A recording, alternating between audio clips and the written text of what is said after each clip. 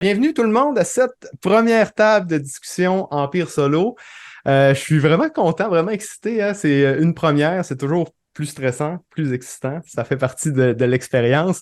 Merci d'être là pour y assister, mais merci aux panélistes qui ont bien accepté de participer. On a aujourd'hui Amokran Mariche, Max Laramé, José Franqueur et Jenny Jeffy.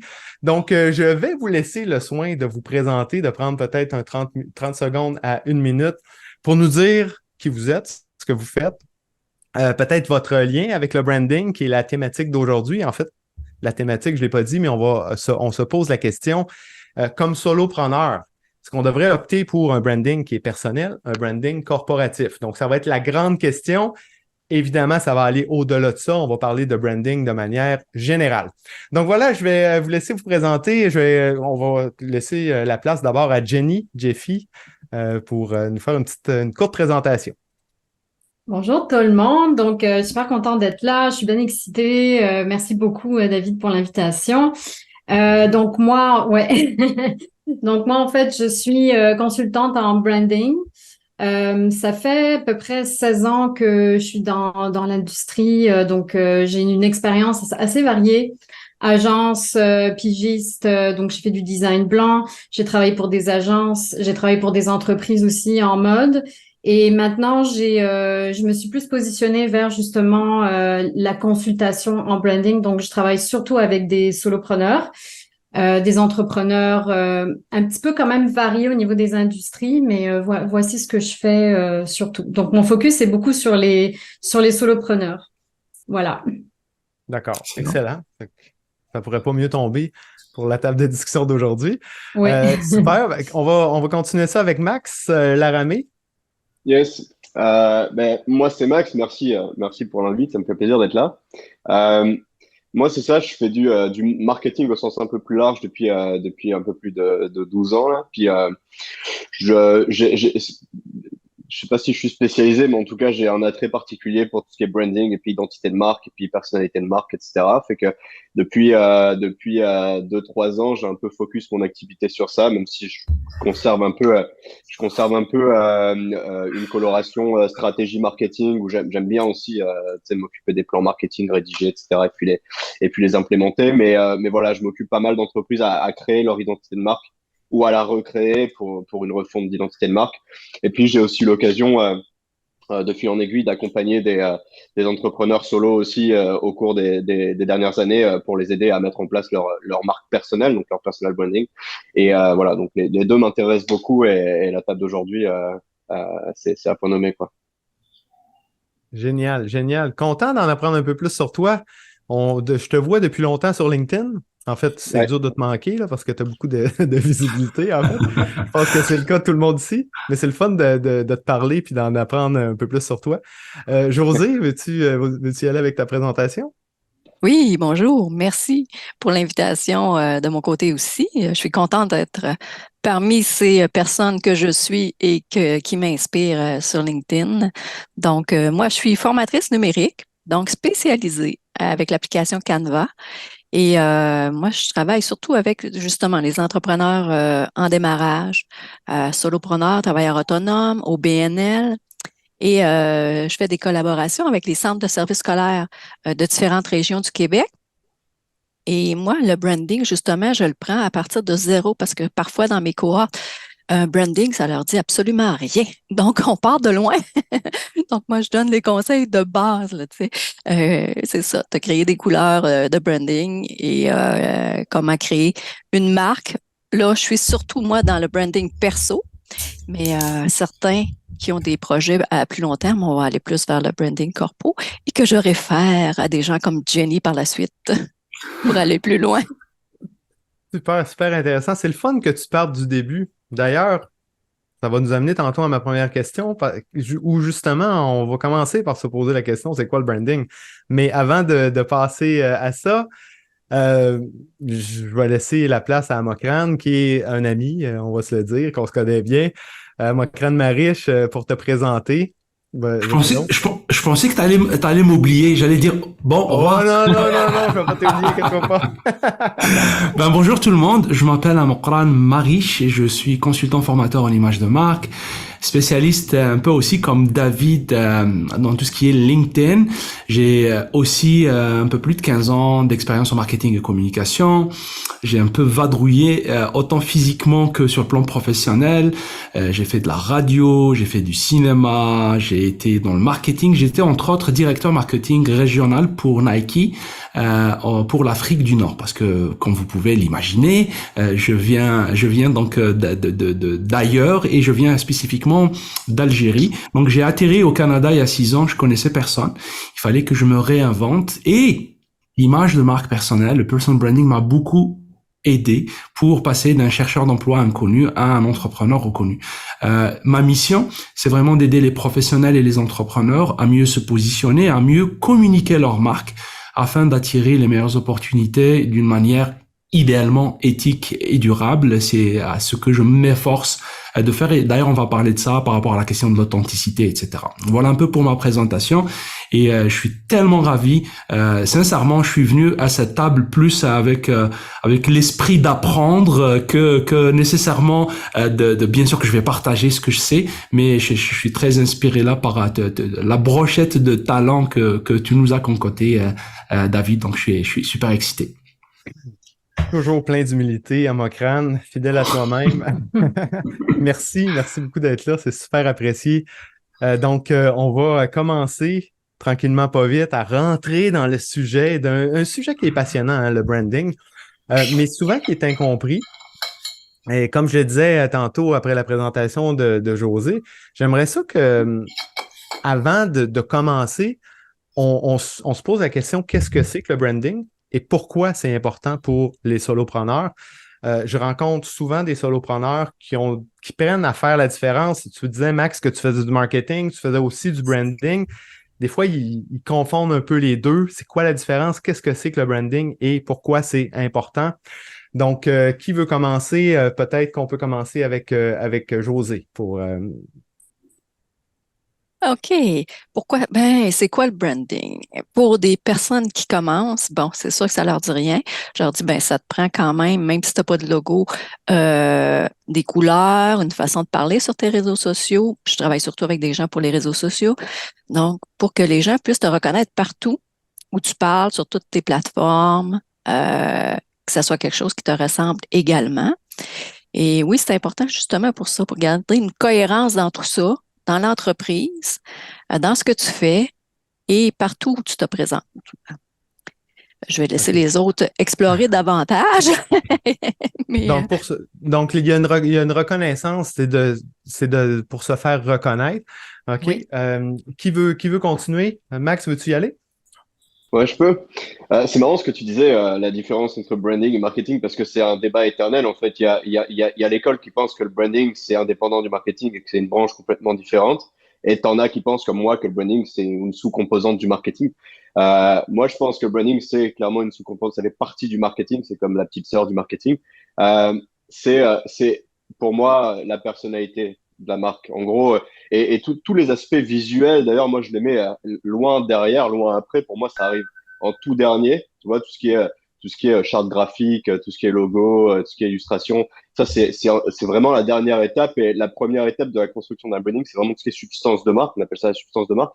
D'ailleurs, c'est la fondation, le socle. Ça veut dire qu'est-ce que c'est la mission de l'entreprise ou de la personne, qu'est-ce que c'est sa vision, qu'est-ce que c'est ses valeurs, voilà. Après, quand on a défini tout ça, on peut définir le ton, la tonalité de la marque, etc., pour en arriver à la fin à ce que les gens voient, c'est-à-dire le côté visuel de l'identité de marque, qui est vraiment la surcouche et la toute dernière étape.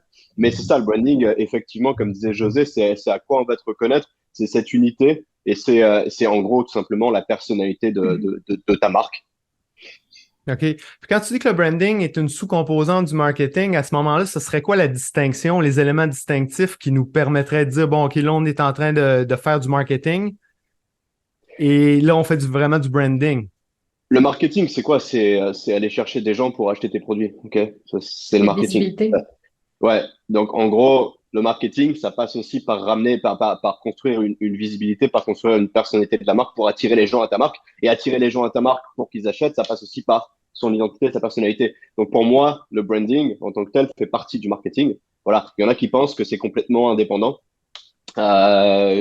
Mais souvent, c'est des petits combats de coq, comme un peu en entreprise. On a le marketing et puis versus le marketing produit, tu vois, on a toujours des espèces voilà. Mais pour moi, c'est la même famille. Donc, en gros, c'est ça. La personnalité de marque, forcément, elle influe beaucoup sur la finalité du marketing, qui est de ramener des gens pour vendre tes services ou vendre ton produit ou vendre tes... Voilà. Les deux travaillent réellement ensemble. Puis, Ouais, malheureusement, c'est ce qu'on voit en grande entreprise. Ça fonctionne souvent en silo, mais définitivement que ces deux départements-là devraient se parler. C'est ça. Le branding doit faire partie. Le directeur marketing doit encadrer le manager du branding, ou whatever, le brand manager. C'est ça. Puis de Mais moi, Jenny. Moi, j'amènerais une petite nuance. Ben, moi, en fait, de la façon que je l'explique aux entrepreneurs, parce que moi aussi, je suis un peu je suis un petit peu justement comme je disais, c'est démarrage beaucoup. Donc, j'ai beaucoup d'éducation aussi à faire à ce niveau-là. Fait que la façon que les gens le comprennent, c'est que moi, je leur explique qu'il y a le plan d'affaires. Ensuite de ça, il y a le branding et ensuite, il y a le marketing.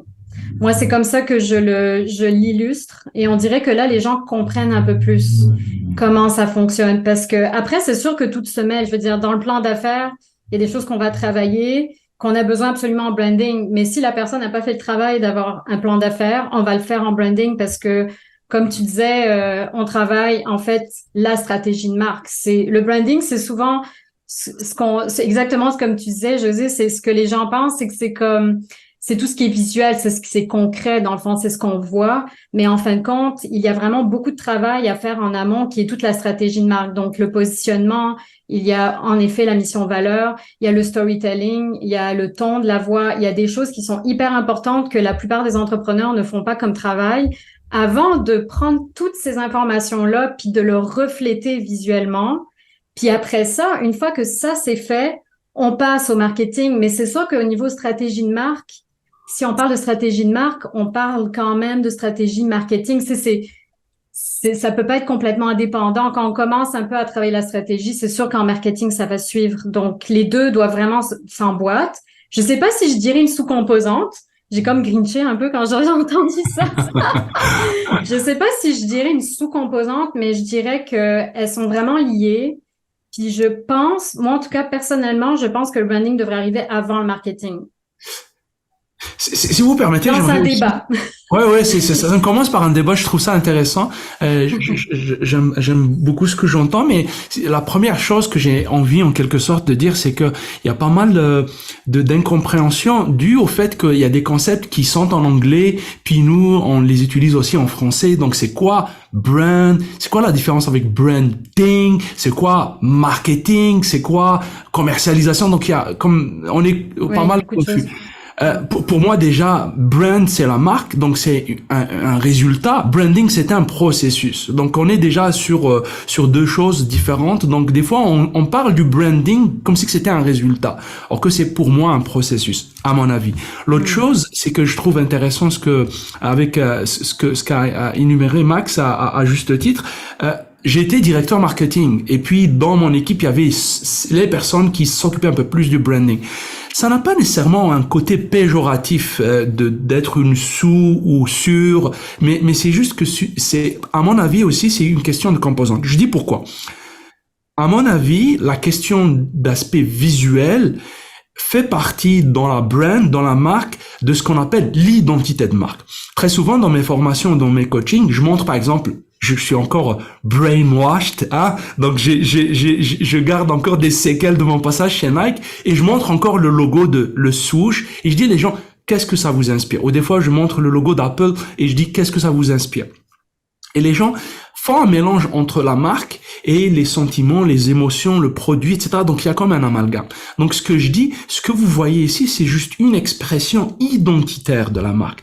Mais le reste, l'émotion, la perception, comment que les gens, qui soient d'accord avec nous ou qui nous aiment ou qui nous détestent. Je cite justement l'exemple de Apple et des gens à Android. Ça veut dire que les gens qui sont sur Android, ils détestent Apple, ils détestent les produits Apple, mais ils sont pas indifférents. Donc, vous voyez, il y a quand même un effet de marque. Donc, j'aimerais juste en quelque sorte vous envoyer la balle là-dessus par rapport à la question de l'identité de marque versus la marque et le ressenti qu'a bien cité justement Max au début.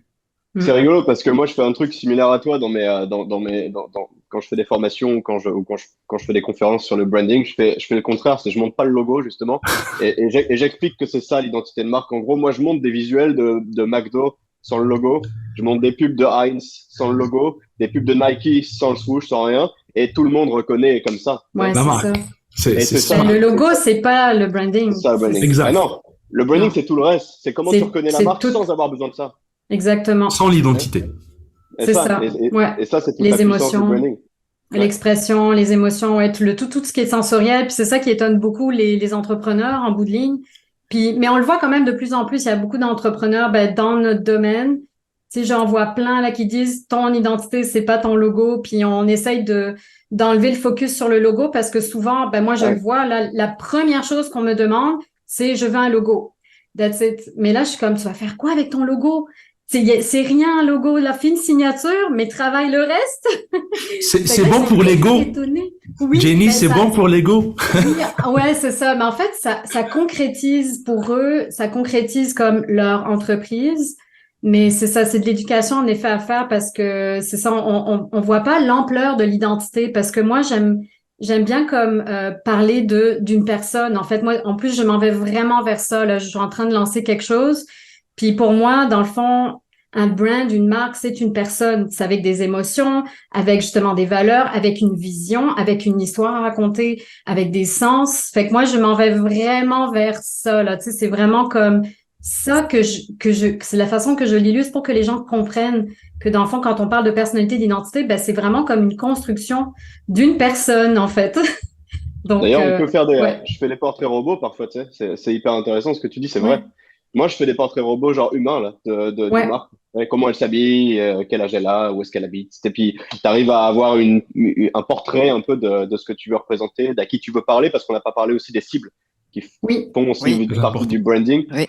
Et bref, ouais, c'est hyper intéressant. Je suis aligné avec toi. Mais, par rapport à ça, tout ce que vous dites, ça m'amène à me poser la question, tu sais, quand on se lance en entrepreneuriat, cette identité-là, c'est un peu intangible, on la connaît, on n'a pas encore notre identité d'entrepreneur nécessairement. Et mon impression, c'est que la voie facile pour dire vers le branding, c'est de faire un logo. Pas besoin d'avoir une identité, pas besoin de se poser de questions, pas besoin, tu sais, on va choisir des couleurs puis on va se faire un logo, tu sais. Mais quand on se lance en entrepreneuriat, est-ce que ça voudrait dire que peut-être qu'on doit attendre avant de faire le branding? Ou à quel moment, dans le fond, le branding devrait intervenir dans le processus? Tantôt, Jenny, tu parlais de commencer par faire le plan d'affaires, ensuite faire le branding.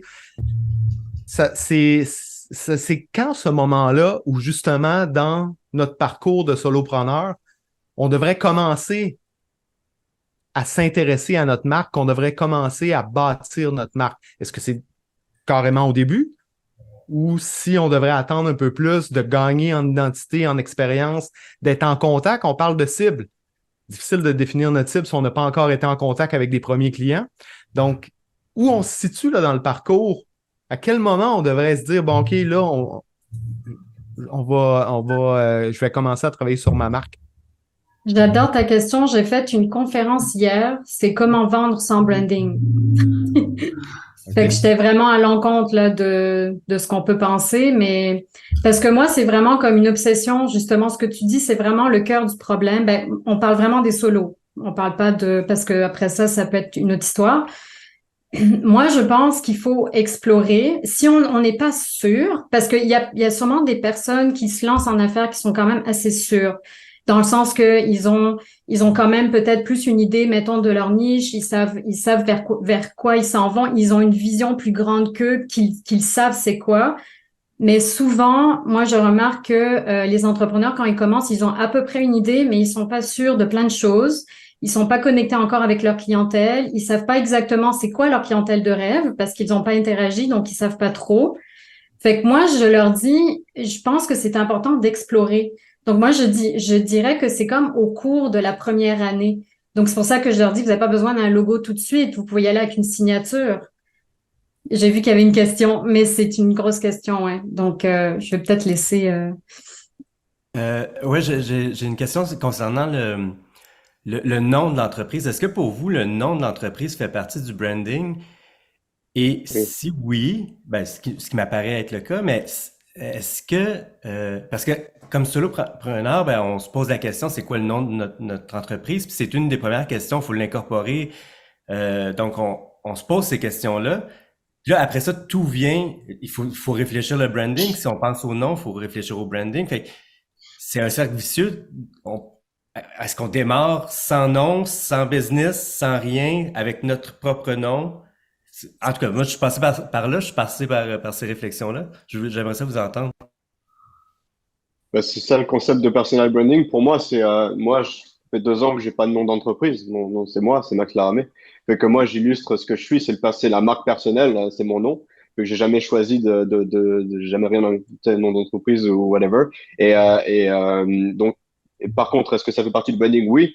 C'est pas la première étape non plus. D'abord, tu parles du reste, puis après, tu vas travailler sur le naming, mais t'es pas obligé d'avoir un nom d'entreprise si t'es solo, tu sais, pour moi. Et je rejoins, pour compléter, avant de laisser la parole, peut-être à avoir l'avis d'Amokran et de José, mais je rejoins Jenny sur la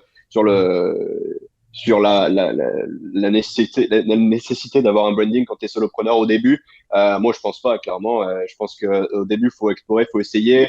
On parlait d'un logo. Un logo, pareil, quand tu es solopreneur, pour moi, c'est de la surcouche, c'est vraiment c'est à la fin, j'en ai jamais vraiment fait, tu sais, j'ai fait des polices où j'ai écrit Max Laramé, mais c'est pas, tu sais, j'ai jamais réfléchi à mon logo, j'ai pas le sentiment d'en avoir besoin en tant que solopreneur. C'est une autre histoire quand on parle de branding. C'est ça. Là, on parle de personal branding, mais clairement, tu sais, le soloprenariat, c'est très différent, là. Donc, nom d'entreprise, logo, etc., je suis pas sûr que, qu'on ait besoin de tout ça en tant que solopreneur. Et effectivement, je pense que ça peut se trouver along the way aussi. C'est tout ça là. Moi, j'ai démarré avec des couleurs à peu près qui me représentaient en tant que personne. Tu sais, je savais que j'avais une personnalité un peu rouge-noir. Tu sais, ouais. J'ai toujours plus ou moins vogué dans cette direction. Puis après, j'ai compris pourquoi. Puis après, je suis allé un peu plus loin dans le processus. Mais voilà. Tu commences, t'essayes, et puis tu te plantes. C'est ça le marketing d'ailleurs. Le marketing, c'est du test and learn continuel. Donc en fait, le marketing, t'essayes, puis ça marche pas, et tu réessayes, et puis tu réessayes. Voilà. Très intéressant. Amokran, José, voulez-vous ajouter quelque chose? Amokran, vas-y.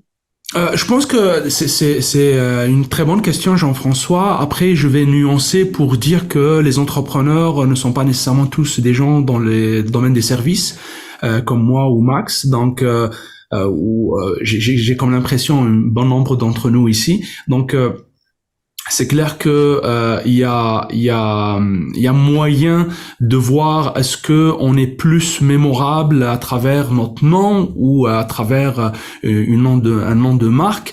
Il y a aussi la vision qu'on a pour l'entreprise, parce que par exemple, autant que Amokran Marish, je peux bien sûr, il y a donc ce qu'on appelle l'élasticité de la marque, dans laquelle où je peux être appelé Amokran Marish ou appelé Daniel Henkel et que j'ai tout un empire derrière moi. Mais par contre, très souvent, pour pouvoir agrandir l'entreprise, avoir une vision future qui est ambitieuse, des fois un nom est plus facile parce que on peut le revendre, on peut le changer, on a un peu plus d'élasticité de ce qu'on appelle la marque. Donc à mon avis, et beaucoup d'entrepreneurs que j'accompagne, je leur dis votre meilleur asset, ce que vous avez de plus cher avant même que vous lancez, vous n'avez pas de budget marketing, vous n'avez pas ceci, vous n'avez pas cela, mais si vous avez une expertise, si vous avez une bonne réputation, on va voir aussi d'ailleurs la différence entre c'est quoi une marque personnelle et c'est quoi une réputation.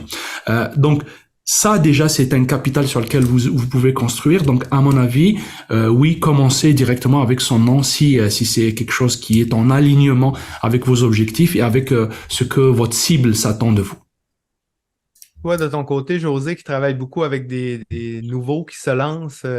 Oui, ben c'est ça. Je suis un peu d'accord avec Amokran et même avec tout le monde qui ont parlé jusqu'à maintenant. C'est que, c'est ça, au début, moi, je demande toujours, c'est quoi ton intention? OK, avec ton entreprise. Déjà au départ, oui, comme Max disait tantôt, mission, faire des énoncés de mission, vision, valeur, ça va les aider aussi à comprendre c'est quoi leur marque, vers où ils veulent s'en aller. Si tu penses que tu vas être solopreneur toute ta vie, OK, vas-y avec du branding perso.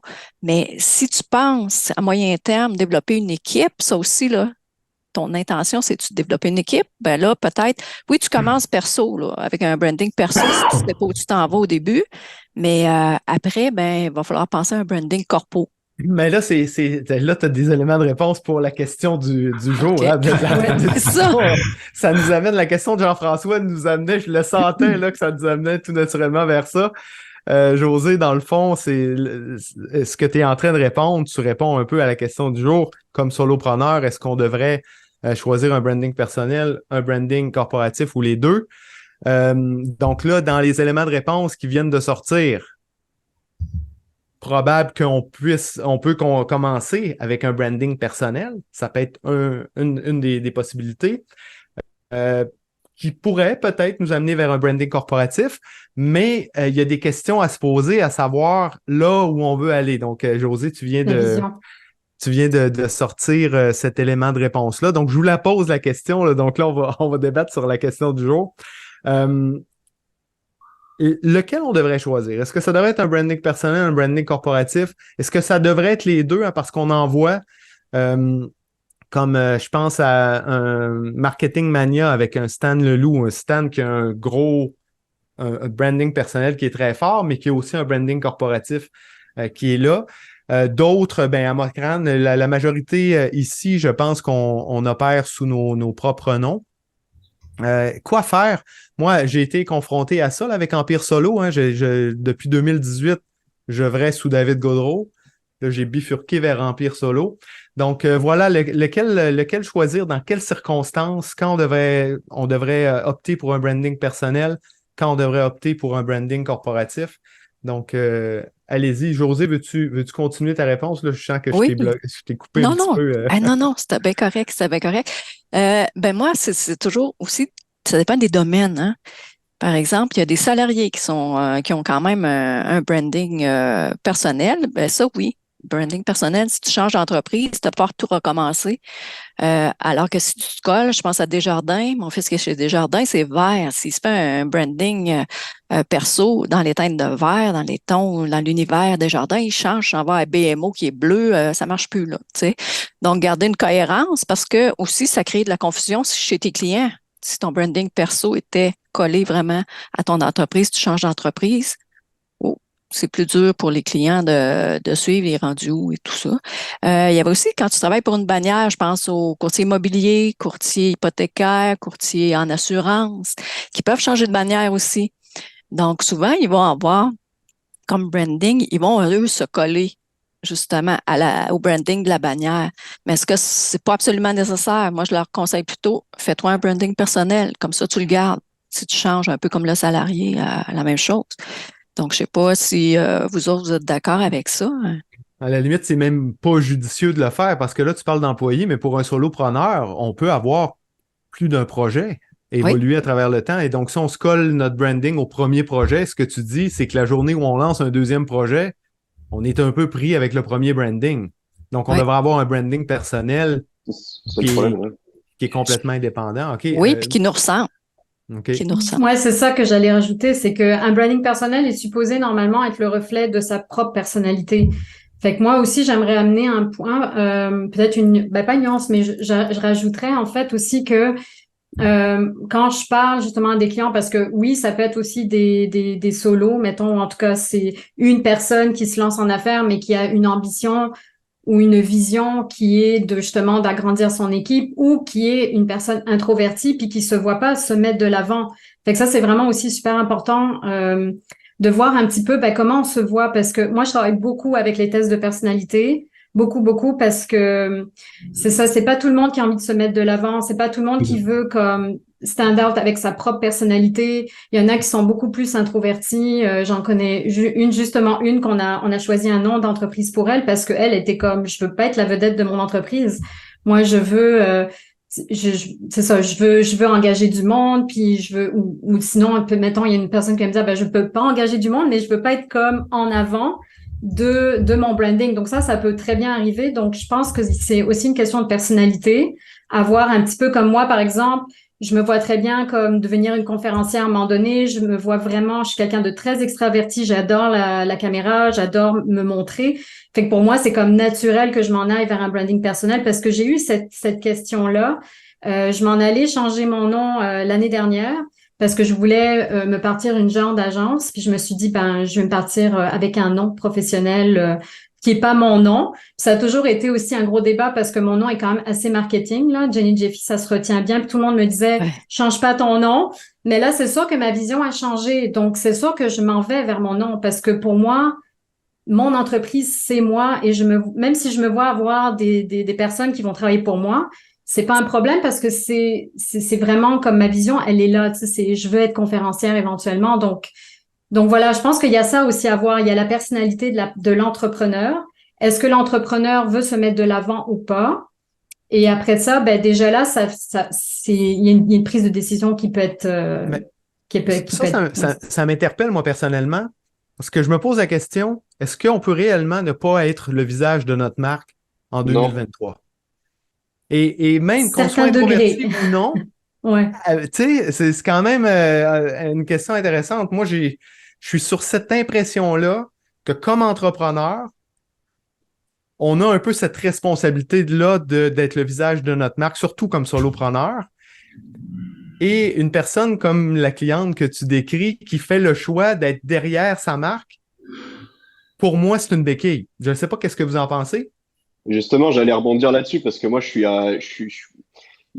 pense que ça marche pas parce que aujourd'hui là, les gens veulent parler avec d'autres gens. Puis c'est fini les marques désincarnées, ça marche pas à moins d'avoir une belle machine marketing derrière toi, du budget, de quoi communiquer, de quoi faire de l'ads, de quoi. Tu sais, tu peux lancer une boîte et pas utiliser ta personnalité, ta marque personnelle pour la propulser si tu as du budget à côté pour aller faire. Parce que communiquer avec une entité, c'est 10 fois plus dur que communiquer en tant que personne, tu sais, parce qu'en tant que personne, t'es une personne, c'est facile de parler avec toi. Et il y a un retour aux sources en marketing, c'est rigolo parce que, tu sais, dans les années 30, 40, tu sais, on avait j'étais pas né, là, mais on avait une relation hyper privilégiée avec tous les commerçants, avec tu sais, on allait voir le boucher, ils connaissaient notre mère, notre prénom, nanana.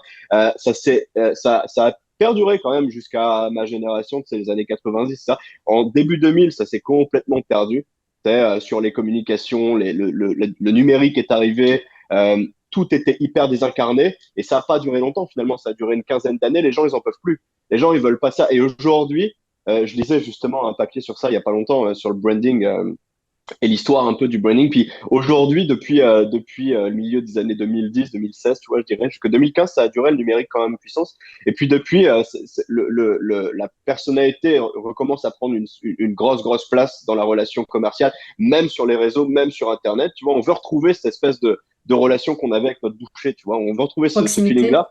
Exactement. Oui. Et pour moi, c'est hyper difficile à construire, voire presque impossible aujourd'hui en 2023, si tu n'utilises pas ta personne.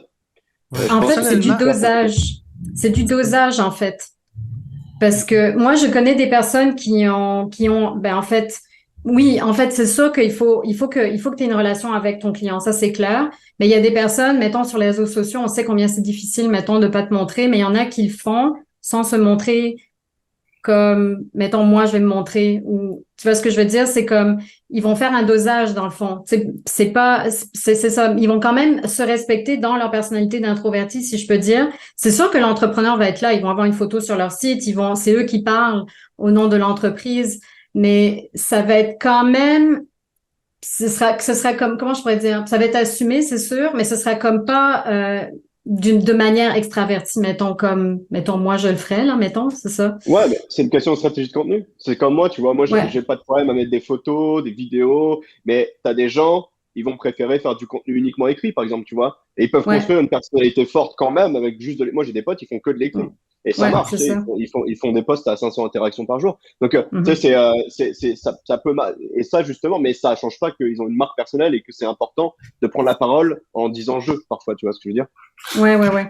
Ah, Ce mon que, ce frère, que je j'aime. sens que tu veux Ouais, ouais, réagir. non, je trouve que c'est super intéressant ce que j'entends là, mais encore une fois, j'aimerais revenir un peu à l'idée de parce qu'on est solopreneur, parce que c'est pas une réalité pour tout le monde, et après ça dépend vraiment de notre vision et puis de des objectifs qu'on a. Donc en fait, si je résume ça en 3 points, le premier c'est vraiment la vision de l'entrepreneur. Est-ce qu'il veut vraiment être perçu comme un expert, une référence dans un domaine? Donc c'est clair que le branding personnel va l'aider davantage.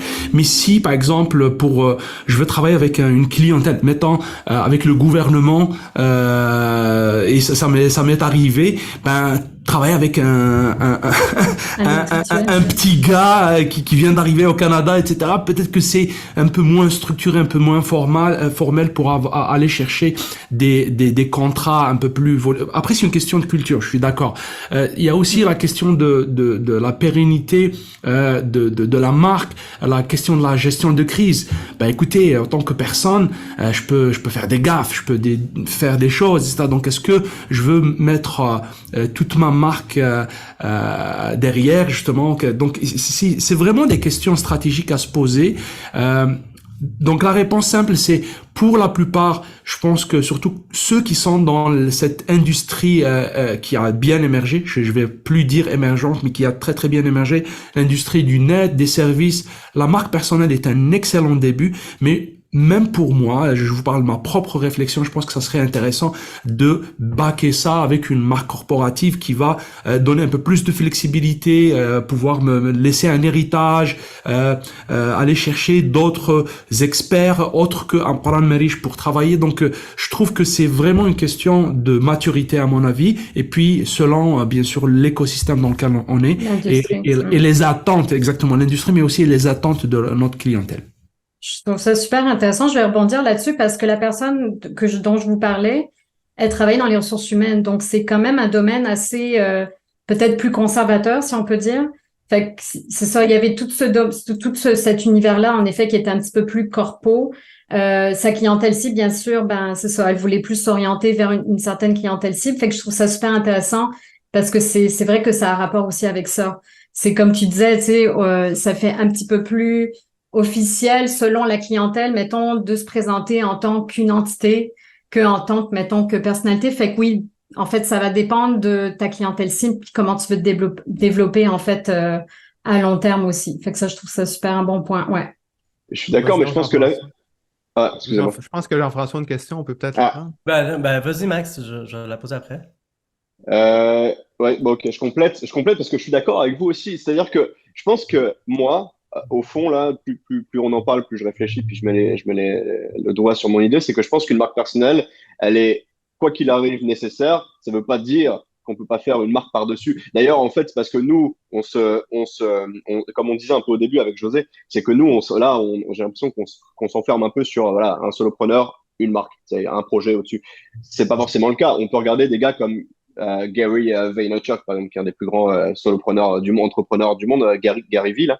Lui, il a lancé une boîte dans les spiritueux, il a lancé un média, il a lancé des machins Mm. d'influence, il en a plein des marques. Pour autant, ce qui propulse au départ ces marques, ces différentes marques, c'est quand même le fait que lui, il ait travaillé sa marque personnelle depuis le début sans jamais lâcher et en étant constant tout du long. Et derrière, lui, il lance plein de projets, plein de marques.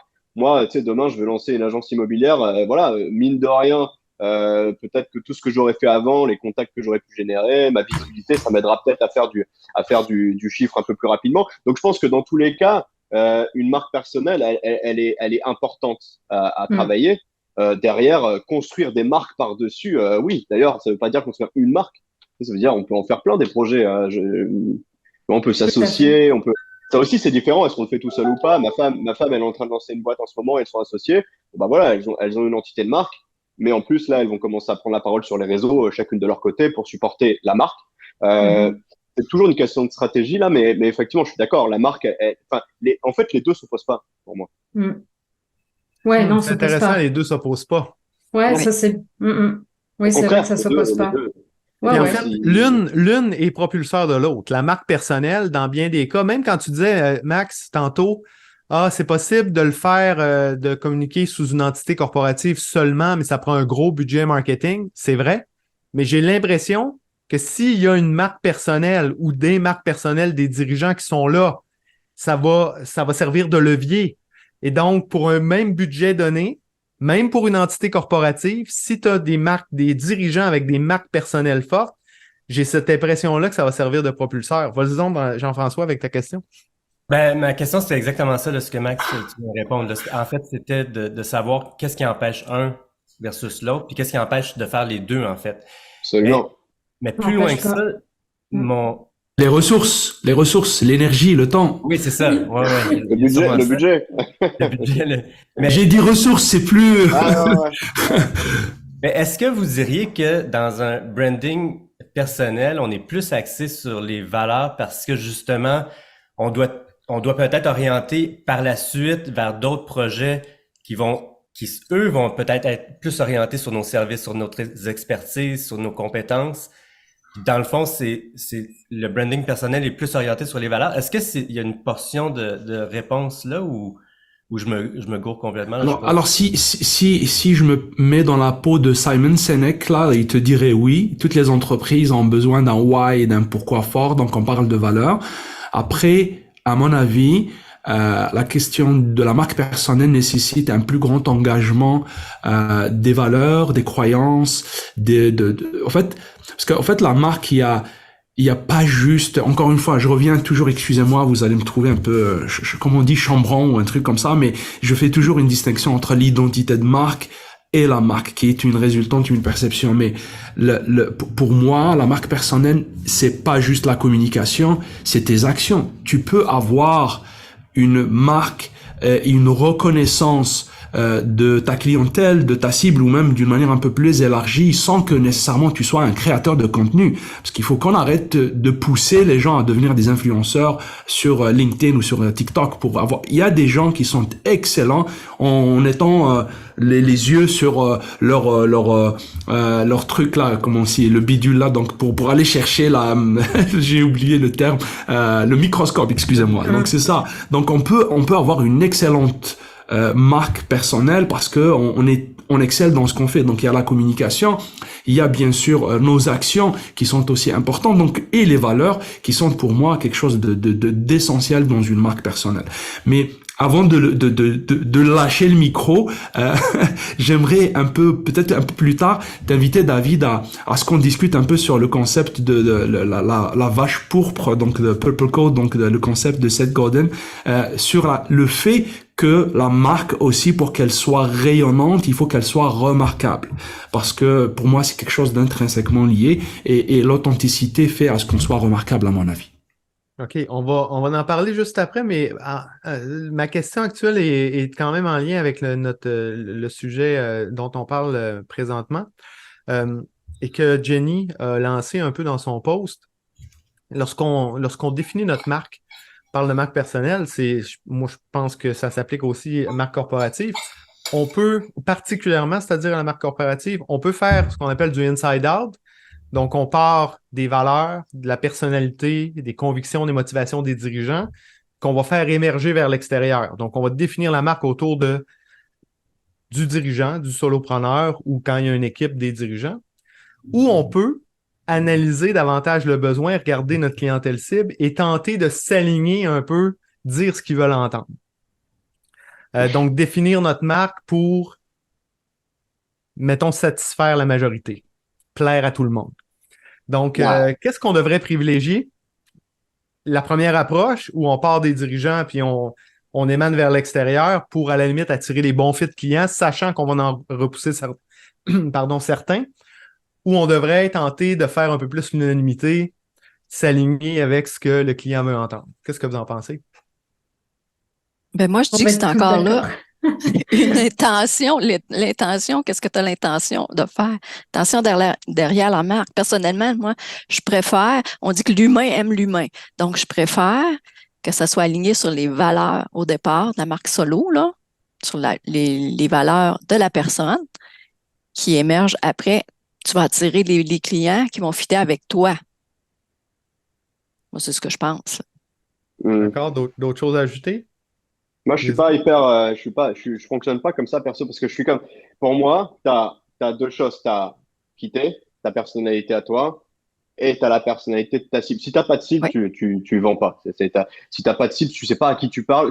Il y a un motto comme ça qui dit, si tu veux parler à tout le monde, tu parles à personne. Fait que, à trop vouloir parler à tout le monde, on va parler à personne. Fait que pour moi, en gros, quand tu définis ton branding, tu peux commencer où tu veux, en vrai. Tu peux commencer par ta cible, tu peux commencer par ta personnalité à toi. Ça change pas grand chose. C'est juste que ta cible, elle va te donner. Là, imaginons quand tu construis ton branding sur ta personnalité, t'es dans un terrain de foot, ok? T'as un terrain de foot pour jouer. Tu vas définir ta cible, bah, il va te rester la moitié du terrain, puis tu vas jouer dedans. Tu vas savoir tes limites, tu vas savoir où tu dois t'arrêter dans tes messages marketing. Tu vas savoir, tu vas pouvoir définir ton terrain de jeu, en fait. Que si tu réfléchis absolument pas à tes cibles ou que tu bases tout ton branding sur tes valeurs ou tes missions, tes trucs propres à toi, tu vas aller un peu dans toutes les directions, tu vois. Pour moi, il faut un cadre et le cadre, c'est le cible, c'est le marché. C'est pas que les cibles, c'est le marché d'ailleurs, c'est tout ton marché. Fait que voilà, ma réponse c'est ça. Et pour moi, donc en fait, il faut faire les deux, peu importe l'ordre dans tous les cas, mais la cible et le marché, elle va juste te donner un cadre à respecter, voilà, des frontières à pas dépasser pour voilà savoir à qui parler, quoi, puis adresser les bonnes personnes aussi. C'est une gymnastique. Moi, j'ai fait comment je pourrais dire, un genre de coaching de communication. Puis ça a changé complètement ma façon de voir. Puis parce que au début, je parlais peut-être un petit peu plus de moi, de mes services, de mes caractéristiques. Mais dans le fond, aujourd'hui, on n'est plus vrai. Oui, c'est important de s'exprimer, mais ce qui est important, c'est la transformation du client en bout de ligne. C'est ça qui est important. C'est ça qu'il faut qu'on mette en fait, en premier. C'est comme des règles un peu de base. Quand on fait une page de vente, on va jamais parler de moi, mes caractéristiques. On est toujours comme en troisième ou en quatrième. Et ça, c'est vraiment un réflexe qu'il faut absolument faire. Donc, oui, l'exercice, la gymnastique entre soi et le client, pour moi aussi, c'est comme ça va.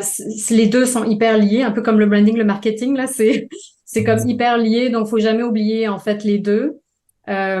Mais c'est sûr que si, mettons, on travaille plus sa personnalité, si on se connaît plus, si on travaille plus sur soi, on va quand même pouvoir définir à quelque part, mais là, je parle vraiment du service, là, parce que le produit, je pense que c'est quand même autre chose, mais on va pouvoir quand même se diriger vers une clientèle de rêve, si on peut dire. C'est comme moi, je sais, mettons, c'est qui ma clientèle de rêve, là, avec qui j'ai vraiment envie de travailler parce que je connais ma personnalité, puis je sais qu'avec cette personnalité-là, ce genre de client-là, je vais pouvoir donner mon 100% avec cette personne-là, puis elle va pouvoir aussi avoir sa transformation à 100%. Donc ça, mais c'est encore une fois très niché ce que je dis là. C'est vraiment solo, service. Le produit, c'est différent un peu. Donc, faudrait voir avec le produit, en effet, comment ça pourrait... ce serait comme une autre dynamique, en fait. Donc, faut vraiment comme y aller par scénario, par cas, du cas par cas. Mais c'est sûr que le client doit être au cœur de tout. Puis, il faut savoir c'est qui notre client. Il faut vraiment que ça soit niché. On nous le dit tout le temps. Il faut nicher, nicher, nicher, nicher.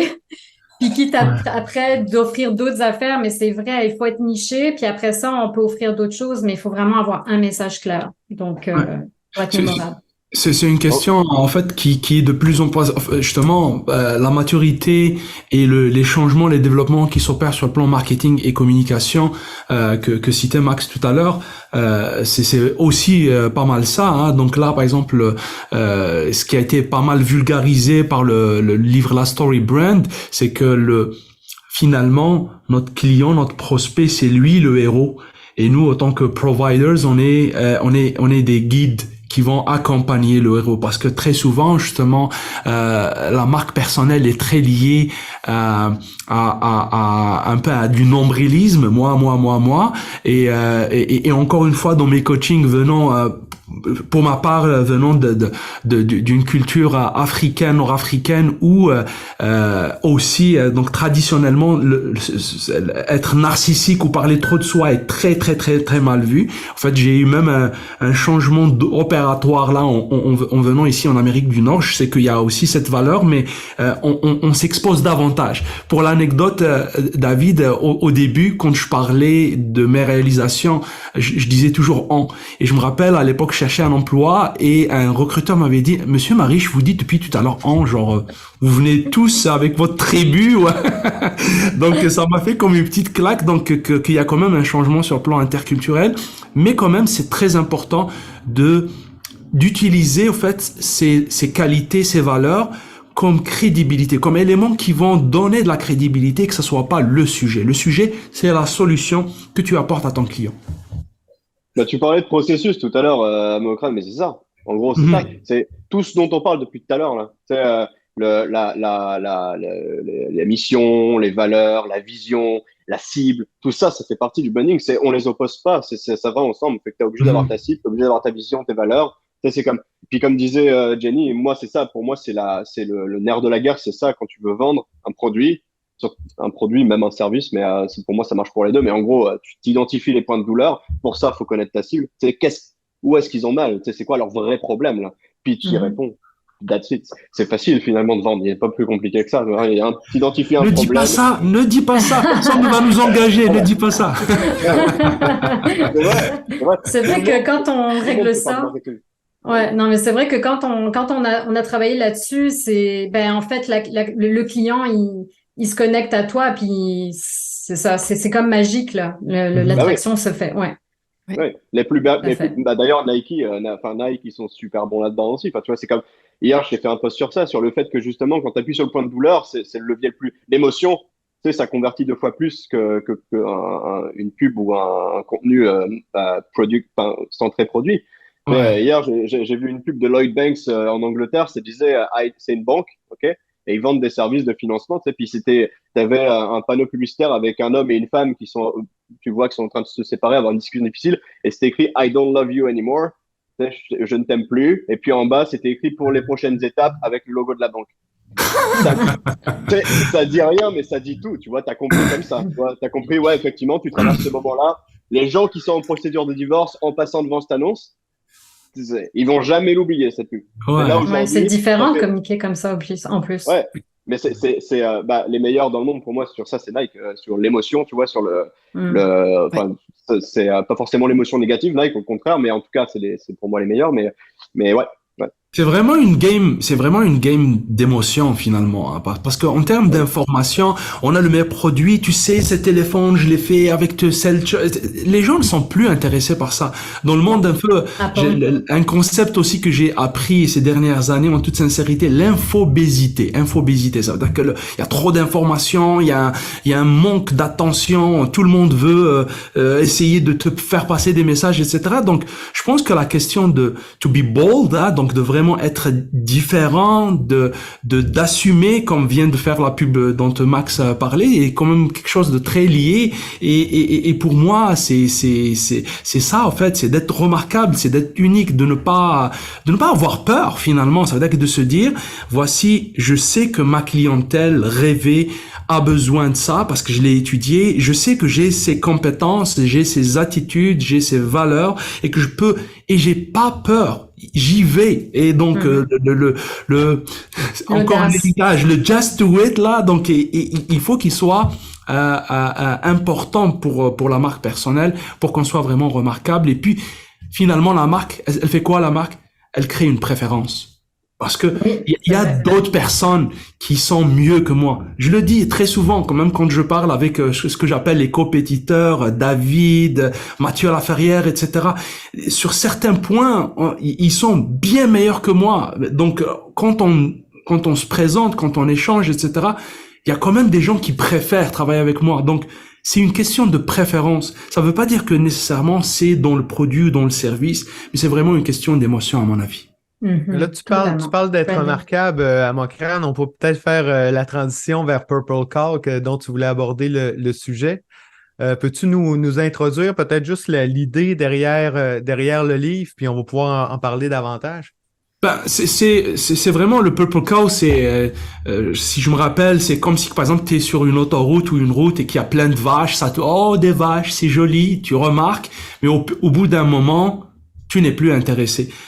Comment faire justement pour gagner de l'intérêt quand justement tu vas voir au milieu une vache pourpre, un peu comme Milka pour ceux qui connaissent le chocolat, donc Mika, ouais. C'est tellement différent, c'est tellement attachant. Donc, en fait, Seth Godin parlait justement de ça, d'être remarquable, mais d'être digne d'être remarqué. C'est pas juste une question d'être le plus fort, mais d'être surtout différent pour créer parce que une vache pourpre, c'est tellement original, c'est tellement peu probable et ça donne le sourire. Donc, il y a justement Seth Godin parlait justement de vouloir être dans la sécurité, de se conformer comme tout le monde. Il y a plein de vidéos YouTube où tout le monde dit devenez riche sans faire quoi que ce soit, faites ceci, etc. Tout est encadré. 10 000 $ par mois. Exact. Genre, mec, commence déjà par devenir riche, puis viens me dire après comment le faire. Et puis, il y a la question aussi des marchés des extrémités. Comment vraiment, au lieu d'aller chercher comme la masse, comment se dire, moi, je sais aider cette niche et puis j'y vais à fond pour vraiment créer une différenciation. Pourquoi j'ai voulu parler de ça? Parce que il y a eu tout un débat, je vais le dire facilement, rapidement là, mais une de mes dernières publications sur LinkedIn, j'ai parlé, et tiens-toi bien David, d'un sujet quand même assez délicat qui est la question palestinienne de ce qui se passe actuellement à Gaza. Et c'est un silence, un embargo total sur ce qui se passe. Ça veut dire qu'en tant que par exemple pour l'Ukraine, tout le monde, drapeau d'Ukrainien, tout le monde est nanani, etc. Autant que pour ce sujet, on a peur parce qu'on va être jugé, peut-être que si on se met d'un côté ou de l'autre, etc. Puis je me suis dit à un moment, c'est dans mes valeurs. J'ai toujours prôné l'authenticité. Bien sûr qu'il faut toujours nuancer, c'est un sujet complexe, mais pour moi, pour ma marque personnelle, c'était important que je dise ce que je pense. Et puis j'ai été, donc j'ai bien sûr avec discernement, mais j'ai été sur ça. Et puis j'ai eu finalement de très très bons feedbacks, de très bonnes rétractions. Bien sûr quelques messages et commentaires négatifs là, mais grosso modo, pour moi, c'est ce qui fait vivre ma vie, ma marque, parce que c'est quelque chose qui me rend remarquable par rapport à d'autres qui justement essayent d'éviter de parler d'un sujet un peu qui est un peu touchy. Donc si on extrapole sur autre sujet en termes de business, c'est aussi la même chose. Comment qu'on va être ce purple cow, cette vache pourpre qui offre autre chose que le mainstream qui existe actuellement. Mais ça, c'est ce que... Ah, excuse-moi. Je te laisse la parole après, Max. Pour être remarquable, ce que j'en comprends, c'est qu'on doit assumer nos différences. Exact. Sans compromis, ce qui nous amène aussi parfois vers la polarisation, ce qui est, tu sais, d'oser aborder des sujets qui peuvent être polarisants. Il y en a certains ici, Max, entre autres, je pense que des fois tu navigues dans la polarisation un peu avec tes posts. Oh oui. J'ai envie de prendre la balle au bon puis de vous demander, est-ce qu'on se permet ça? D'exprimer nos opinions, nos points de vue sans compromis, d'aller dans des directions des fois qui sont plus polarisantes? T'as une stratégie. Ouais. Je fais rien au hasard. Je sais exactement ce que je fais, ce que je dis. Fait que moi, typiquement, tu vois, contrairement à Mokran, même si je respecte beaucoup et puis que j'ai de l'admiration aussi pour ça, mais moi, typiquement, les sujets politiques, j'y vais pas. J'ai décidé dans ma stratégie de ne pas y aller. Ça enlève pas à mon authenticité parce que tu sais, je suis authentique sur ce que je représente quand même sur les réseaux. D'ailleurs, je me prends assez de haters pour pouvoir le garantir. J'ai une belle collection. Mais du coup, la politique, j'y vais pas. Tous ces sujets un peu, voilà, l'écriture inclusive, les machins, tu vois, j'ai des avis sur tout ça. J'y vais pas. Tu vois, c'est pas des sujets. Parce qu'en fait, il y en a un qui disait aussi, j'ai lu un bouquin une fois, je me rappelle plus exactement, il disait stay true to brand. C'est rester aligné avec votre marque aussi. Les sujets qui n'ont rien à voir avec ce que je peux proposer, whatever, ou ma marque, qui peuvent pas apporter quoi que ce soit à ma marque, je préfère pas y aller. Tu vois, en gros, ça m'apporterait rien à part devenir justement un porte-étendard d'un sujet que potentiellement je maîtrise pas tous les aspects et puis sur lequel j'ai pas envie de m'engager moi-même, quoi. Si tu permets, ouais. juste avant de continuer, en fait, mais tu restes cohérent. C'est la politique que tu as mis de côté. Ça veut dire que c'est pas un sujet que, en fait, habituellement, tu parles de ce sujet, mais après, tu essayes de... Donc ça, c'est cohérent. Et puis, par rapport à ma publication, j'ai parlé d'un sujet qui me tient à cœur. Donc, vous voyez derrière ma passion en parler. Mais j'ai lié aussi ça à la question de la marque personnelle. À la fin de la publication, j'ai dit, regardez, Je vous dis que je suis authentique, je vous dis que c'est important d'être ça et puis d'assumer ses positions et je le fais vraiment. Donc, il faut lier ça toujours à sa business. True to brand. T'as raison. Mais toi, c'est aligné à ta marque, donc c'est parfait, tu vois, ça marche. Mais voilà, donc tu peux être clivant pour moi. Maintenant, tu as une stratégie de contenu, bah tu fais en sorte de la respecter, même si, moi, je dis toujours que stratégie de contenu, c'est un GPS, donc tu as un point au bout là. Ça veut pas dire que tu peux pas prendre d'autres routes des fois là, puis retrouver la route principale après. Je m'écarte parfois, je vais sur des sujets un peu différents que je pense pertinents, et puis ils sont pas du tout dans ma stratégie là, mais en tout cas, voilà, c'est ça. Ça, c'est définir ses piliers de communication vers justement un point X, puis de respecter en effet ces. Donc après, dans ces sujets-là qu'on décide, mettons, en tant que marque, de choisir, mettons, pour pouvoir communiquer, ben c'est là qu'il faut en effet être cohérent avec ça, mais on fait toujours des parallèles. Tu sais, c'est, mettons, ça c'est une question aussi de faire ressortir un peu sa personnalité, comme par exemple, bon, si je me prends en exemple, là, moi j'ai travaillé dans la mode, c'est quelque chose qui est fort chez moi. Ben c'est sûr que je vais faire beaucoup de seg avec la mode. Tu sais, c'est comme un peu ma ligne directrice. Ben ça, les gens, ils vont ma clientèle cible, elle va comme, comment je peux dire, je vais l'attirer, en fait, grâce à ça. Donc, c'est en fait de faire refléter, en fait, tout ça. Mais ça, faut le trouver. C'est pas évident de trouver ça dans son brand personnel. Moi, j'ai fallu que je travaille avec une coach aussi pour me faire sortir ça, même si je suis dans le branding.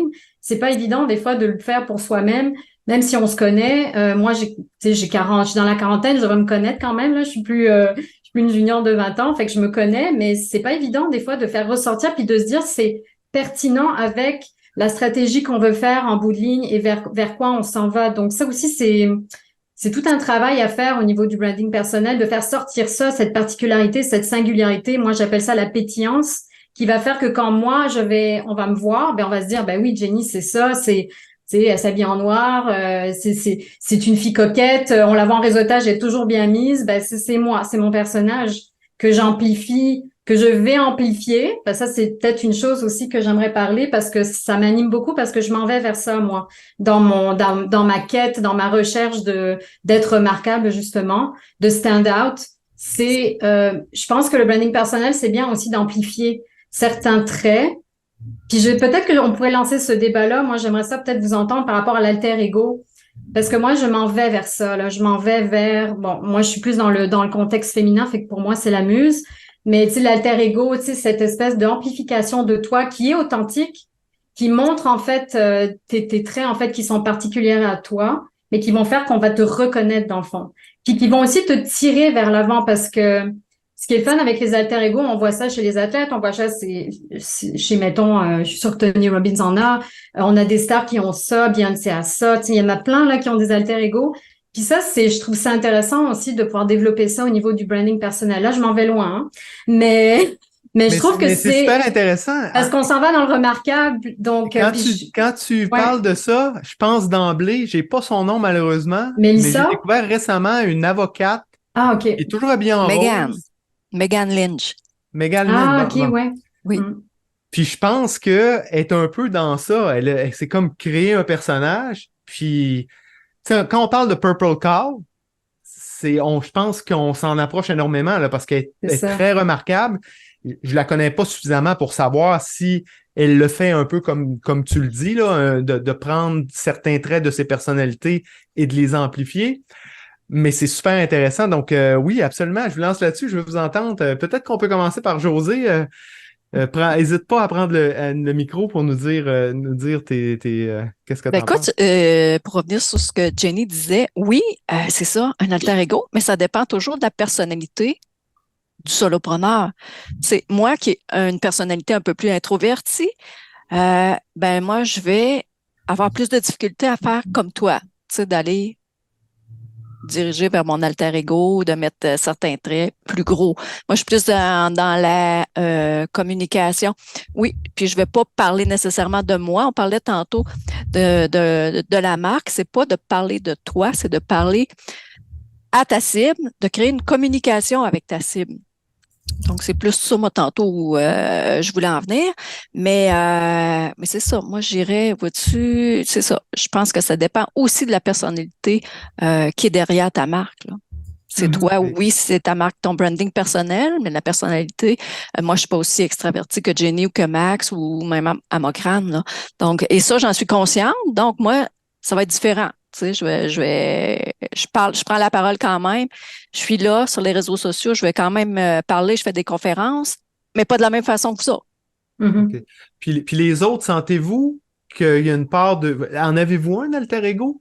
Sentez-vous que la personne qu'on connaît sur les réseaux sociaux, puis la personne que vous êtes chez vous, est-ce qu'il y a un écart entre les deux? Personnellement, non, au contraire, je me dis, si je joue un jeu, et ça n'a absolument rien de péjoratif aux personnes qui essayent de faire ça, mais en fait, quand je joue un rôle, j'ai comme l'impression que je me fatigue à la langue. Or que beaucoup de personnes, j'ai beaucoup de commentaires qui me disent, ah, mon crâne, c'est incroyable, t'es exactement, enfin, tu peux témoigner, toi, David, si c'est le cas, sinon T'es tu vraiment me différent. grilles, Très, tu très, me très grilles différent. direct, mais très souvent, j'ai genre, t'es exactement, enfin, hormis un aspect, c'est qu'on me dit, ah, mais t'es grand.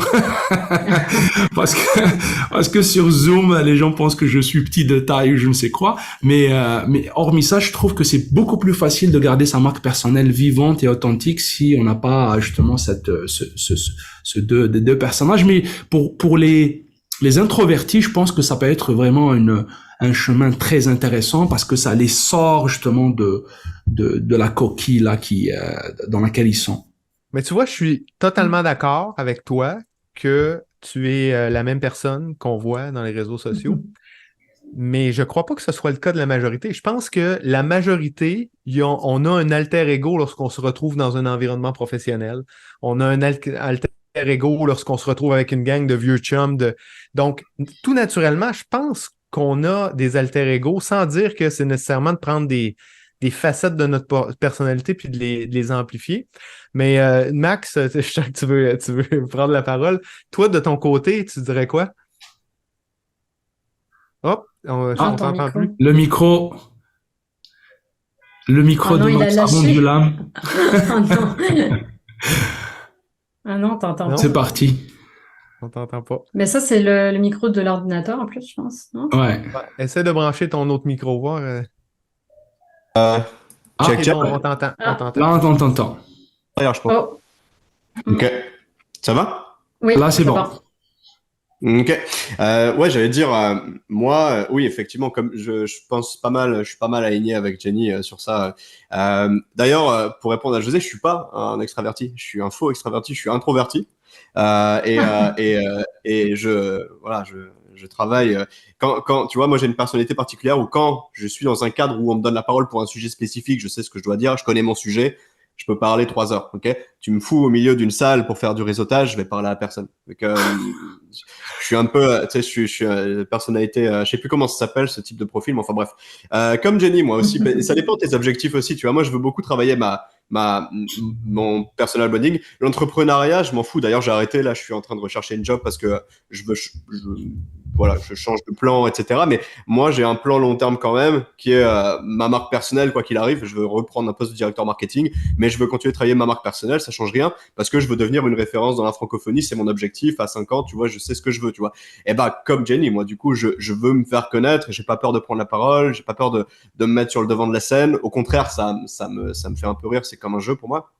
Et je joue beaucoup. Tu me verras jamais en chemise parce que je sais que par exemple mes tatouages, je les ai pas fait pour les montrer particulièrement, mais je sais que c'est un élément différenciant et je sais que les gens au bout d'un moment me reconnaissent à cause de ça, tu vois. Je sais que mon côté clivant, un peu rentre dedans, un peu bourru, un peu brut de décoffrage, je sais que les gens me connaissent à cause de ça. Donc je pourrais choisir d'être beaucoup plus lisse sur les réseaux, plus calme, plus tranquille, plus gentil, tu vois. Y a pas de problème, je sais l'être aussi, tu vois. D'ailleurs, comme elle disait, je pense que c'est accentué sur les réseaux. Je suis comme ça dans la vie.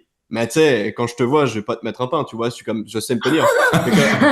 Tu vois, sur LinkedIn, beaucoup moins, tu vois. Sur LinkedIn, je rentre dans le tas parce que je sais que c'est ce que les gens attendent de moi aussi. Au bout d'un moment, c'est c'est l'image que j'ai et elle me plaît bien, puis j'en joue. Et effectivement, c'est un élément différenciant qui me permet, notamment sur un marché comme le Québec, où on a beaucoup plus, tu sais, les gens sont plus un peu plus lisse, pas dans le sens péjoratif, mais tu sais, on aime moins la confrontation. Moi, en France, je suis français d'origine. Oh mon Dieu, en France, ouais. On se rentre dedans, là, tu sais. Ben, on aime les débats, tu sais, c'est comme, ça. c'est un sport national, on dit, hein. C'est ça. On aime Ouais. râler, on aime les débats, on n'a pas peur de. Alors qu'ici, la confrontation au Québec, dans la culture, on n'aime pas ça, tu vois. Donc, typiquement, moi, je sais que je dénote un peu, tu vois. Alors, ça plaît pas à tout le monde, hein. Je sais que il y a Ouais. des gens, des Québécois, je les séduirai jamais à cause de ça. Mais ceux que je séduis, au moins, tu sais, ils m'oublieront pas demain, tu vois. Fait que c'est aussi une Je stratégie. vais te confier, Max, Ouais, que ouais. j'avais une petite crainte et que je me disais pour l'entrevue d'aujourd'hui, j'espère que Max va être respectueux. Parce que je te connais pas, je sais que t'es clivant et je me disais, OK, j'espère qu'il va, tu sais, qu'on va maintenir un beau niveau de respect, tu sais. Ouais. Parce que c'est dans notre culture, les Québécois, tu le dis, on n'est pas dans la confrontation. Et Mais en fait, la jauge du respect, elle est pas à la même endroit non plus parce que j'ai jamais été respectueux sur les réseaux. Tu vois, c'est une perception, encore une fois. J'ai souvent eu la discussion avec Isaël, tu vois. Une fois, on était avec Isaël et ma femme, puis on était chez moi à trois, là, on parlait, et puis vous connaissez tous Isaël Morin, et puis on discutait d'un sujet en rapport avec. J'avais fait une remarque sur un de ses posts qu'il avait vu comme euh, comment on dit, sexiste, tu vois. Ah. Il avait interprété comme ça. Et tu vois, il en parle à ma femme, tu vois, on était, Isaël et moi, on parle de ce genre de sujet, tu sais, on est assez ouvert, on n'est jamais vraiment d'accord, mais on tombe toujours d'accord à la fin. Mais tu sais, il en parle à ma femme, tu vois, puis ma femme, elle fait, mais pas du tout.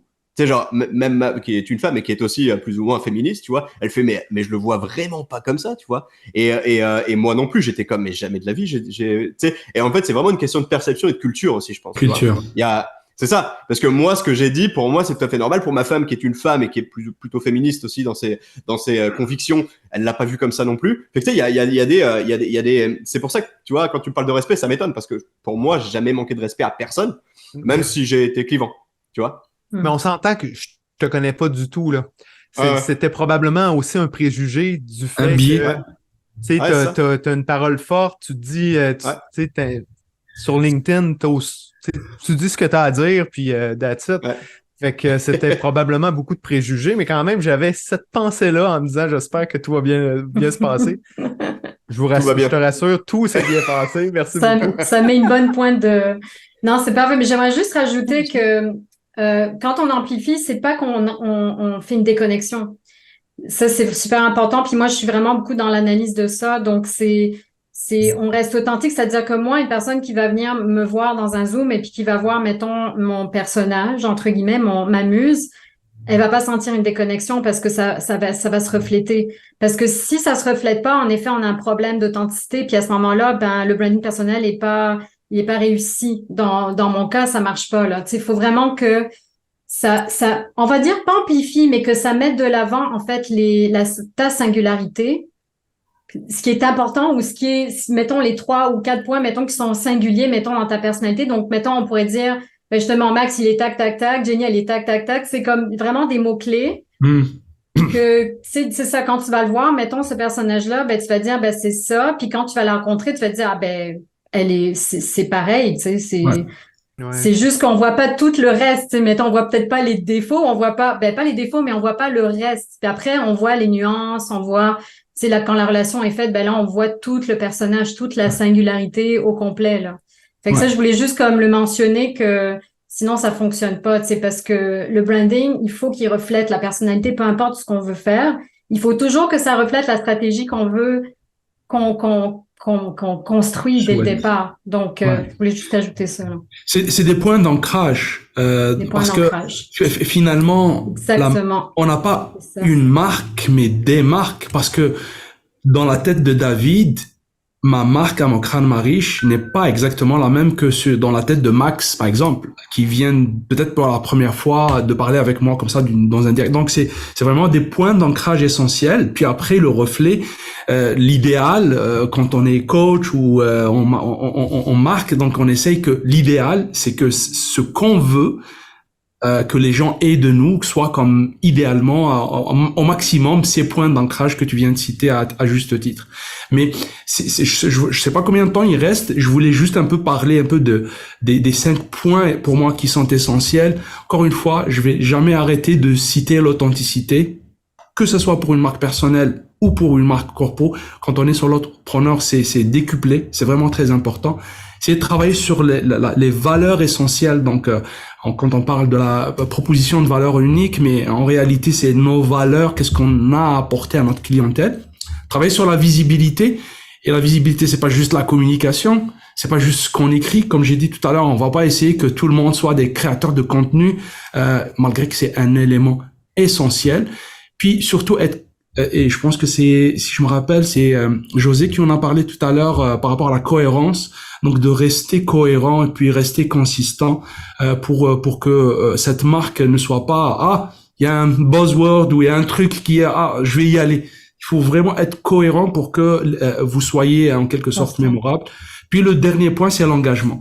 Et pour moi, l'engagement, parce qu'il y a des gens qui ont de très belles marques, une très bonne identité de marque, et ça se voit qu'ils ont travaillé avec des coachs, avec même des gens qui les ont aidés même comment s'habiller, comment se coiffer, comment parler, etc. Mais parce qu'ils sont très busy, ils sont très occupés, puis ils ont peut-être beaucoup de thunes, beaucoup d'argent, Astérix, ils font absolument pas d'engagement et leur marque personnelle est très faible à mon avis. Donc c'est des gens connus là, mais il y a pas d'engagement, il y a pas d'interaction. Pour moi, ça c'est autant en ligne qu'hors ligne, donc ça veut dire que dans les réseautages, il faut que l'engagement soit là pour faire vivre cette marque personnelle.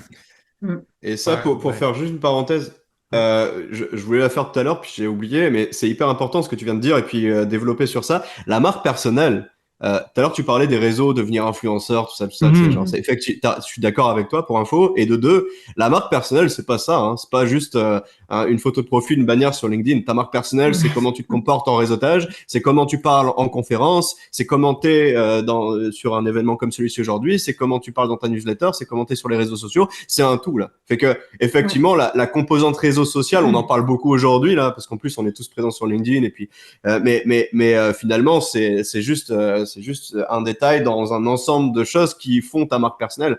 C'est pas, voilà, ça je tenais à le préciser aussi, puis à dire que j'étais bien d'accord avec tous les éléments qui vont influencer les perceptions que les personnes ont envers nous. Exact. Comment tu t'habilles en événement, comment tu te présentes, tout. Ouais. Le fait que moi je décide de jamais mettre de chemise, c'est aussi réfléchi, tu vois. Fait que ça fait partie de ma marque personnelle, ça fait partie de mon identité, ça fait partie de... Tu es très différent de Dave Cameron, par exemple. Ouais, on n'est pas pareil. Super, ben on va conclure sur ça, sur ce beau résumé d'Amocrane. Avant de compléter, j'aimerais ça vous laisser peut-être une minute chacun pour peut-être nous dire où on peut vous trouver. Si vous avez offre, lead magnet, whatever que vous voulez plugger, n'hésitez pas. Donc, on peut commencer par Jenny. Tu nous disais que tu travaillais sur de nouveaux projets, n'hésite pas de... Oui, je ne l'ai pas, par exemple, encore, j'ai pas les dates, fait que je peux pas vraiment faire de lien, mais je pense que je peux rediriger vers mon Instagram, je pense, c'est ce qu'il y a de mieux. Donc, c'est Jenny Jeffy, donc c'est mon nom. En fait, c'est vraiment comme ça qu'on peut me trouver. Je suis pas mal active sur Facebook, sur LinkedIn et sur Instagram. Je suis zéro sur TikTok, zéro. je veux pas aller là-dedans. Fait que sinon, c'est ça, j'ai un site web aussi, studiojennyjeffy.com, mais ça va changer parce que je m'éloigne de l'agence. Donc ça va être à refaire, mais si on veut comme me contacter, ça va être comme ça. Sinon c'est Facebook, Instagram. Voilà. Super. De ton côté, José? Surtout sur LinkedIn, ok. Parce que c'est devenu ma plateforme beaucoup plus respectueuse, je trouve, que les autres plateformes, en ce moment en tout cas. Donc, c'est là. J'ai une chaîne YouTube aussi où je mets des tutoriels et tout ça quand j'ai Ça aussi, il faut que je me tape sur les doigts. Quand j'ai le temps de l'alimenter, des fois, j'ai trop de formations en même temps, j'ai pas le temps d'y aller souvent, mais sur LinkedIn, c'est là que je suis plus active. Okay. Et j'ai pas vraiment de projet là, à part sur Empire Solo, là. Ouais, je vais donner les dates. Je vais donner les dates juste après vos minutes. Pas vos présentations, mais vos salutations, je devrais dire. OK. Donc, de ton côté, Amocrane? Ça a pas mal googlé mon nom et puis faites le choix selon vos propres préférences. Je suis pas mal partout, mais avec une plus grande réactivité sur LinkedIn, bien sûr, Amocrane Marish. Sinon, en termes de plug, je pluguerai volontiers Empire Solo. Sincèrement, bravo pour ce que tu fais. Et je vais suivre ça avec beaucoup d'intérêt. Peut-être, comme on l'avait dit, peut-être que je participerai aussi à cet écosystème pour aider les solopreneurs ici au Québec et un peu partout dans la francophonie. Et pour la fin, à titre personnel, pour la fin de cette année, je suis pas mal pris. Donc, je finis presque l'année là, donc, cette année. Je suis très content par le résultat, mais à partir de l'année prochaine, je vais créer de nouveaux produits digitaux puis de nouvelles perspectives. Voilà, merci beaucoup. Excellent, merci. Puis de ton côté, Max? Moi, ben voilà, Max Laramé sur principalement LinkedIn là, si vous voulez que je réponde et puis qu'on puisse échanger, c'est surtout là que je suis présent. Et puis en termes de service, je fais plus rien ou presque. J'ai changé. Je te disais, moi, je repars sur une recherche de poste de directeur marketing. Je fais toujours des audits marketing. Je fais plus d'accompagnement long terme, mais voilà, 1 heure ou 2 au téléphone avec moi, on identifie les problèmes, j'apporte des solutions. C'est un truc que je fais beaucoup et que j'aime bien faire. Ça me permet de voir du paysage. Et puis merci beaucoup encore une fois pour l'invitation, c'était super cool et longue vie en Empire Solo. On va suivre ça de près de mon côté aussi. Et c'est cool qu'il y ait une initiative comme ça au Québec. Ça manquait, je pense, et c'est cool. Merci à tous d'avoir été là. C'est vraiment très apprécié. Les courageux qui ont accepté de participer à cette première table-là, de me faire confiance, c'est pas rien. J'apprécie vraiment beaucoup. Donc, José a parlé qu'il y avait des ateliers qui s'en venaient. José va donner des ateliers sur Canva. Donc, il va avoir le 2 novembre Canva de A à Z pour débutants. Le 9, créer son brand sur Canva. Le 16, design tes réseaux sociaux sur Canva. Et finalement, le 23, vidéo et animation sur Canva. Et autour du branding, il va y avoir aussi un atelier bien intéressant de Julien Musset aussi le 28 novembre. On parlait de comment, même Jean-François t'a posé une question par rapport à ça, comment bien définir un nom de marque. Mais ça va être le thème de l'atelier, nom de marque mémorable. Sinon, il y a plein d'autres choses qui s'en viennent là, par rapport à Empire Solo. Allez voir sur le site dans l'onglet événements. Mais une chose bien intéressante, c'est que le parcours Solo Business, la première formation va commencer mercredi, le 25 octobre. Et c'est sur le mindset entrepreneurial. Donc, tous ceux qui veulent y participer, vous êtes les bienvenus. Et vous pouvez y participer gratuitement en prenant l'essai gratuit de 14 jours. Donc voilà, merci énormément à tous. On conclut sur ça. Merci à tout le monde qui ont écouté aussi l'épisode. Puis on se revoit dans 2 semaines avec une nouvelle table de discussion sur le service client. Ciao. Super. Bye. Bye. Bye.